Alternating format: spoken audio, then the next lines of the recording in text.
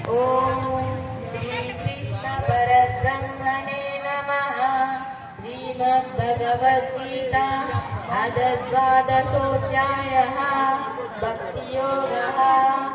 एवं सततयुक्ताये भक्तास्त्वां पर्युपासते ये चाप्यक्षरमव्यक्तं तेषां के योगवित्तमाः।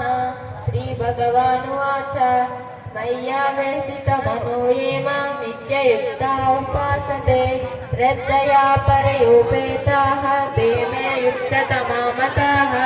यद्वक्षरमनिर्देश्यम् अव्यक्तं पर्युपासते सर्वत्र गमचिन्त्य कूटस्थमचलं ध्रुवम् संयम्येन्द्रियग्रामं सर्वत्र समबुद्धयः ते प्राप्नुवन्ति मामेव सर्वभूतहिते रताः। क्लेशोऽधिकतरस्तेषाम् अव्यक्तासक्तचेतसाम् अव्यक्ता हि गतिर्दुःखं देहवर्भिरवाप्यते।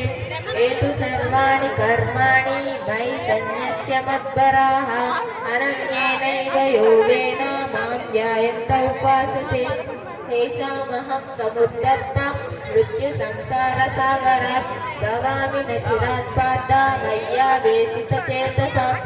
मय्येव मन आदस्व मयि बुद्धिं निवेशय निवसिष्यसि मय्येव अत पूर्वं न संशयः।